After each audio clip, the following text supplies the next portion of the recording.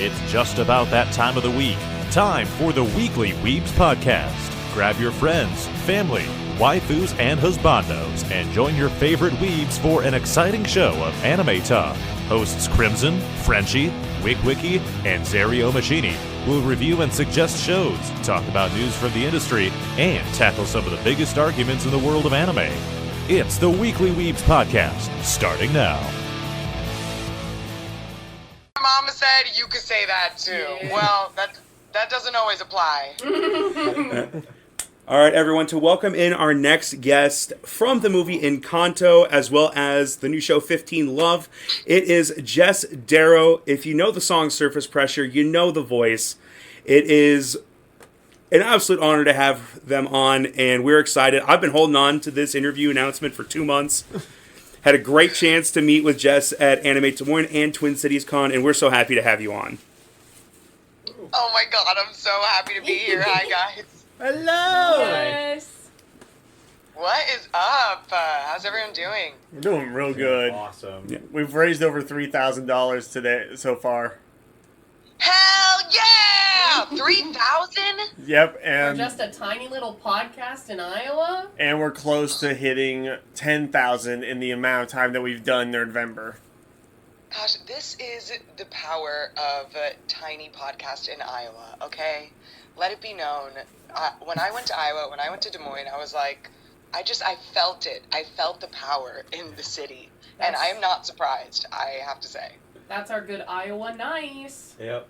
We got power. Yeah. No, seriously. Some of the nicest people, and I really was not, I didn't know what to expect. I think I was just like, oh, I don't know, had my own judgments based on a general overview, based on American whatever. And once I got there to this tiny, beautiful town, not only was it a perfect day, like, it was 3 perfect days of, like, consecutive sunshine. I also feel like September's a really wonderful time to go. And everyone was just so astute and, like, really smart who came up to, like, chat with me and hang out. But also, I don't know, maybe I'm gassing you guys up too much over there in Iowa, huh? No, We're all just blushing never, consecutively. Never, you could never. You're just this is also this is podcast forum, right? So I can't even really see your faces, right? I mean, we are also live on Facebook. You're live right now, but I can't. There we go. Is that better? Just little blushing Yeah, away. love to look at your face. You guys look amazing. So, Jess... Well, no, you know me. I love the power of voices. We could have so many conversations with just voice. Power to the people. And so, obviously, I was super excited to meet you. We nerded over Hercules and other Disney movies. With Encanto, how did that kind of come together for you to get that role as Luisa?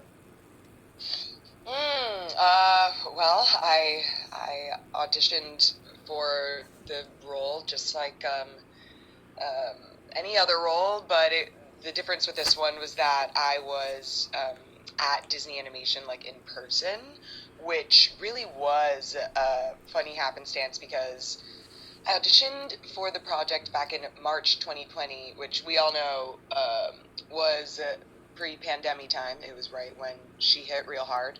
And I also thought it would be a great time as a 25-year-old to go try out, LA for a month and sublet my apartment in New York. I'm an actor. I haven't tried it out there. Nothing was happening for me.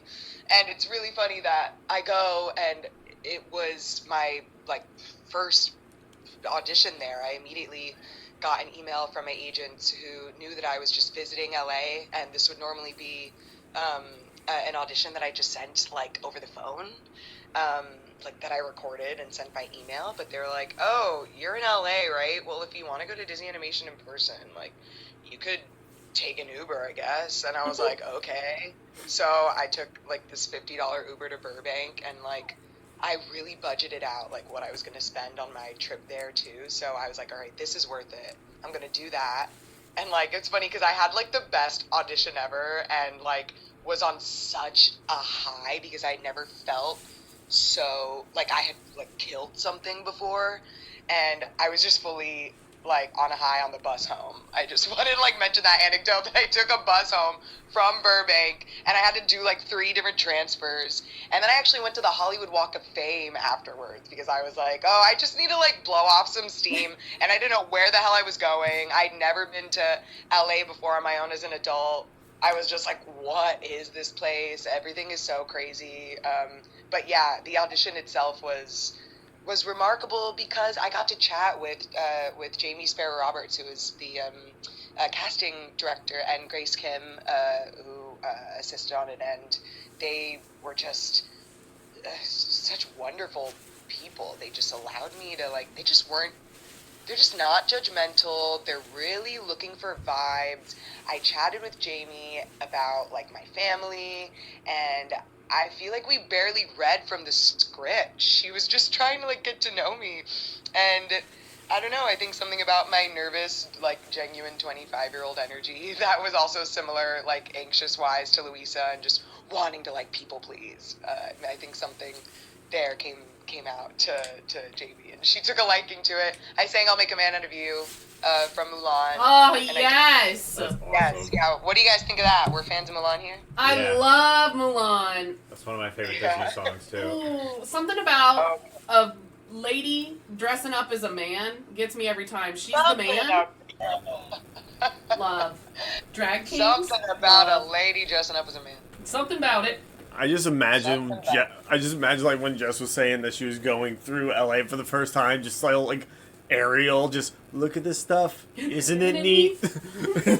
Yeah. Well, I think that's why we have a connection, me and you guys, because we contextualize our whole life within Disney films. Like, how does this reflect in the Disney film that I watched growing up?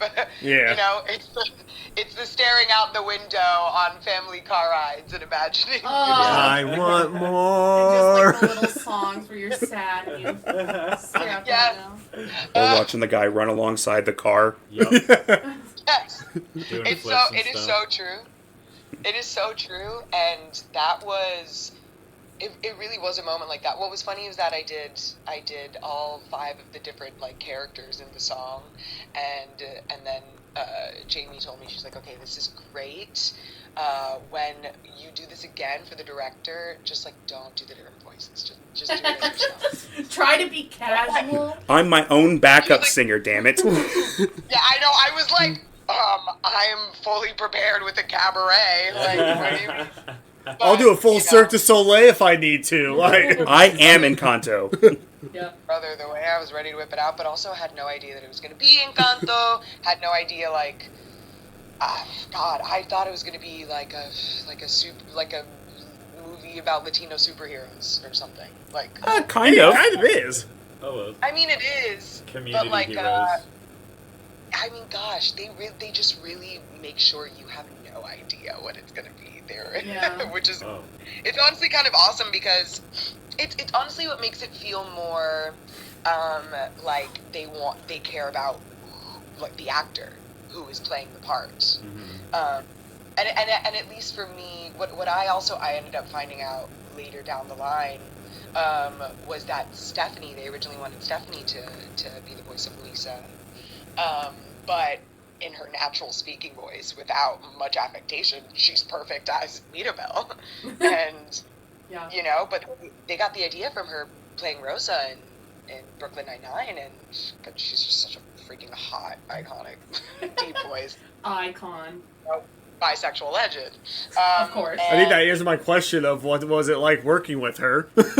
You answered it right there, Jeff. Icon. Well, there you Icon. go. Okay, perfect segue. Shall we go into this now? Kat and I actually had the chance. We met all 3 of you guys that play the Madrigal sisters, which immediately amazing. We took some friendship bracelets that were Vaggie themed from Hasbin Hotel, and a little chibi Vaggie badge, and gave to her, and she immediately clipped the badge on for our photo op with her, and was just giddy over getting those friendship bracelets. It was so cute. Aw, she really is. She's the best at like friendship. Yeah. She's really good at like accepting, receiving. We both like, I feel like, emote similarly too. And whenever we're meeting people, it's like, because it means so much to us. And I think because she is such a nerd at heart, like there is so much space for like any type of person, and it just creates an overall like just cool personality, because she's the one who gets to like sing and act and be hilarious and be the voice for all of us. That, you know, I felt the same way, you know, being able to see her work before working alongside her. I was just like, God, this bitch is a legend. Like, I hope to have a career like hers. She is like her personality, just like how she is with people, and her repertoire speaks for itself. Like she's voiceover legend, she's theater legend, she's TV legend. She's a triple threat. She are legend. Yeah. She am legend, yes. She am legend. Okay, she literally gave birth after rapping Encanto. Like, she went to the hospital, bro. It's like, alright, we're good. We're good. Cool. My water broke. See ya. Yeah, like she literally was like, "Okay, is it done now? Okay, time to go." The like, house broken is fixed. Something else broke. I gotta go. Something else is broken. Things are breaking. Yeah. Another miracle is about to be born. Yeah. Yeah, it was. She's amazing, and I feel like her as Mirabelle is. It just makes so much sense, you know, and also just the way she brings us together too. And it's funny, like how I got to then receive the opportunity to be Louisa. It was because I feel like, you know, it was a bunch of names, all these people that I've admired myself. Do you think you vibe most with Louisa, or would you think you vibe with one of the other sisters personally better? Like vibing, like who do I vibe with? Who would be my homie, or who do I like relate to? Let's go with relate to. I mean, it is Louisa. Yeah, she's the strong. It is. Yeah, I'm not gonna lie. It has like, there is certainly a meta element. I think like Disney did their job when they were really casting and people that are like that. Yeah, I mean, it's because even, you know, we relate to all these characters so much, but like even Diane, who is my sister bestie girl for life, she, like, Isabella is very much how she is perceived, like, and she's talked about it too, and because she's so hot and talented, and it's effortless, you think it's like, oh, she's just so perfect, she makes it all look so easy, and this girl is like just the hardest working, most amazing human beings, man of the people, like, and it's something that she also has like come to within herself. Like, it's over the years, you know, she relates to that like sister element of like, you know, people perceiving you a certain way, and then over time you learn what your actual gift is. Yeah, act, you like know, that what too. what feels authentically most like you. And so sorry, were you gonna say something?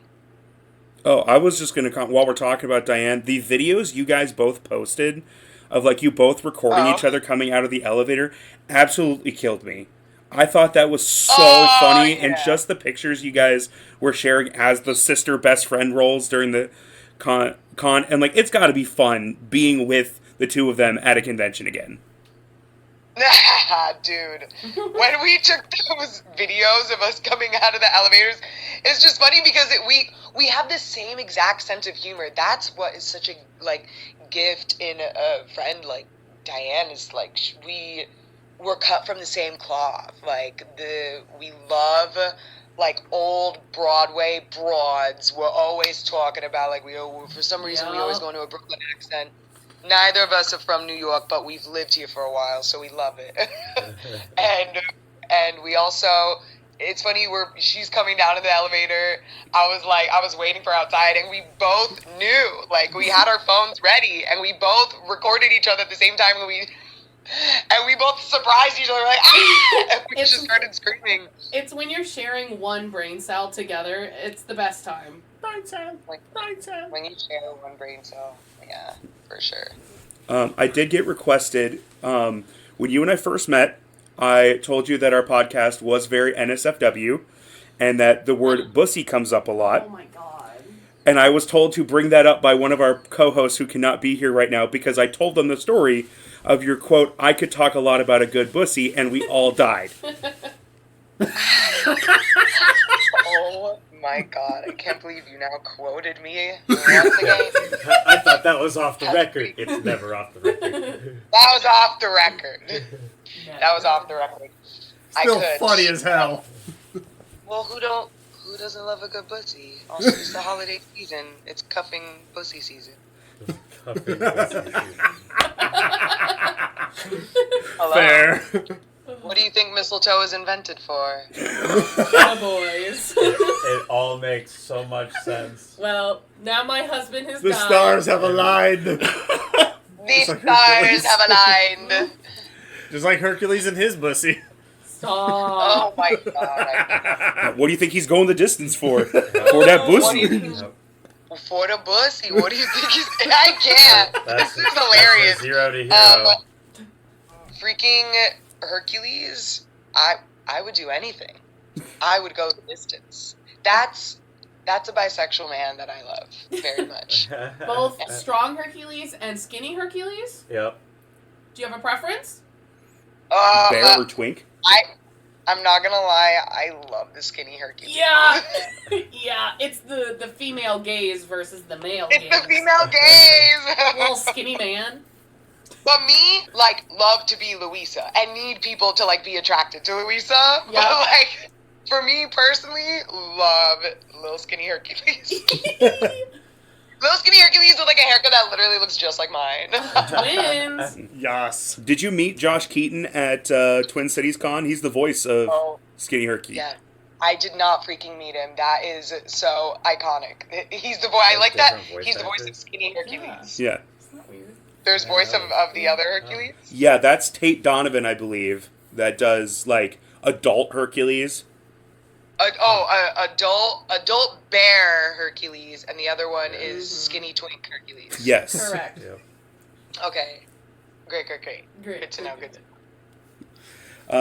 So I know that talk with your agents, obviously you're a huge LGBTQ advocate. Can you talk a little bit about, some of the stuff you do on the side outside of just acting and any passion projects you have? Oh, yes. Well, an advocate in life, baby. Yeah, right? I am. This is how I am. Well, I think in terms of advocacy, it's just living my life and saying things like pussy on a podcast with my friends in Iowa. Yes.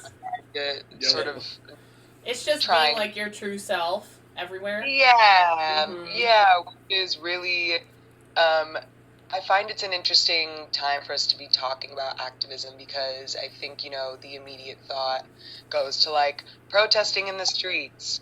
And, like, I certainly am going outside and telling everyone that I'm gay all the time. Constantly. Other than that. Yep. But, especially right now, my definitions of advocacy and, like, standing up for human rights, right? It's all taking on a new meaning, and I have more of a personal relationship to it I more than ever because realizing through places where I meet, like, Tyler, like at Comic-Cons, where I get to talk about real human experiences that people are having through watching these films, and then we get to talk about things that we enjoy together and media and stories that make that we then relate on, that we know is like a story that maybe we don't get to talk about normally like this face to face, and we get to talk about how things in media have brought it up for us and have made us feel more seen. This is advocacy that I'm interested in also giving and participating in for other people. And I've felt a lot like I've needed to be a blank canvas for a while for people to sort of paint things onto me, or like kind of, and especially entering the Disney canon, I was very aware of like, you know, I could very well allow myself to become a puppet too. But, you know, I'd say my advocacy is sort of my commitment to not becoming that, and pointing out the difference when I feel that, whether it's in my work, whether it's an opportunity I'm presented with, or, you know, people I have the opportunity to work with, people I want to work with. And I think it's, as artists, a lot of people are starting to discover what, you know, the role of advocacy means to them, like in their life, and how it, you know, you can't, at this point in time, while everything is so accessible and there's so much information available to us, you can't not align yourself, like your views with your work. And like, bro, I saw Wicked yesterday. I was like, bro, this is so beautiful. So good. It was pretty solid. I'm dying. Oh my god, it is so good. And the overall, like, the arc of the story, like what do you guys think this whole story's even about? Like, oh, you love the songs, oh, you love the costumes, oh, you love Ariana Grande, like, but look at this freaking, like, story, like, look at the greater themes here, and it's so important that we talk about it. And so I'm really interested in making more work that talks about, you know, the greater good, and it doesn't always happen on such a grand scale. So producing small projects that I can make with my friends and my community is something that I really enjoy investing in. And I've got a film that I actually is my first producing job last year that should be going out in the circuit at some point, but, you know, editing takes a lot of work. You know, but wonderful, amazing queer group of people on there that I was lucky enough to have a part in putting together. And so, yeah, it's advocacy, community, definitely big, important themes in my life. And I think as long as I'm someone who works for, like, you know, or I'm seen in, like, Disney mainstream camp, the more that I can bring, you know, people who, like, look like me and, like, say pussy to the forefront of that. Yep. I think that's utopia. Yes. In my head. So I'm working on that right now. No, I think you just being your true self and putting it out there and letting other little kids and other adults being able to see what you're doing can really help show the visibility without other people being like, oh, that person's acting like this, and it's like, no, they're just themselves. Yeah, and also, if I'm like, exactly, like, if I am yelling and shouting or acting like this, that's me too. Like, for sure. And also, and y'all are gonna get that with the, like, chill, approachable, we can chat and just talk about life version of me too. Like, it all, and the point is that we need to see that it all exists, like, together at the same time, you know? You can hold two truths at the same time. You can be an awesome, amazing activist person and also just be a chill, laid back person. You can hold 5 truths at the same time. Y'all ever been in a polycule? Sure have not, but I'm in a quaffle. No, just kidding. I'm workshopping that joke, so I that's why I said it. But no, that's funny. I like that. That was great. 5 truths at the same time. I did a stand-up show for the first time in, like, a couple years last week, literally. Oh. So that's something, you know, speaking of speaking out, I feel like that's a nice inconspicuous way to, like, you gotta, like, talk about stuff but you, like, slip in the reality with the comedy. I'm really interested in that. I like that. It's very, like, more than just 2-dimensional, like, you're going, like, 4D, 5D chess there. 4D, 5D. I don't know if I could ever have the balls to do stand up. It's really scary, but I'm sort of addicted to the rush, and it's either this or other stuff, you know? It's either fair. this or hard drugs. And you know what's easier? A captive audience. No, seriously. My therapist calls it out. She was like, wow. What was that? You bought the tickets, now chain the doors. You're not getting out of here without Okay. hearing a joke. No, like literally. And it's really funny because I really like. This is what I'm saying. I'm like Louisa. Like I'm addicted to working under pressure. Like I really. I feel that. Yeah. But it's a response, which is funny. It's survival. You know, when our bodies go into survival mode, and we've been so used to like growing up and putting pressure on ourselves in different ways. So now it manifests in like, oh my God, this person's asking me to do a comedy set. Well, this is a really freaking cool opportunity, and it's a really cool place to be doing a set. I haven't done proper stand-up in 2 years, and honestly, when I did it 2 years ago, it was a dare, and I was drunk, but, you know, I guess I'll just do it. Oh, you think I'm funny? Oh, okay. I'll believe you. Let me just... And I just did it. I've sort of been doing stuff that scares me lately. I'm turning 30 January 7th, so I've sort of made this my motto. Hey, I turned 30 next December 7th. You're exactly 11 months older than me. I already turned 30 last July. This last one. Yeah, that's... How does it feel being on the other side? You know, Hot, I'm doesn't actually it? feeling pretty good about it. There was a time That's what everyone says. 30 is better than what people make it out to be when you didn't think you would make it that far. That's a poet! That's a poet, and he didn't even know it. And he didn't even know it, but his feet showed it. They're Yeah. Longfellow's. Got him. Wait, Longfellow's a poet? Is that a joke? It's a joke. Did we?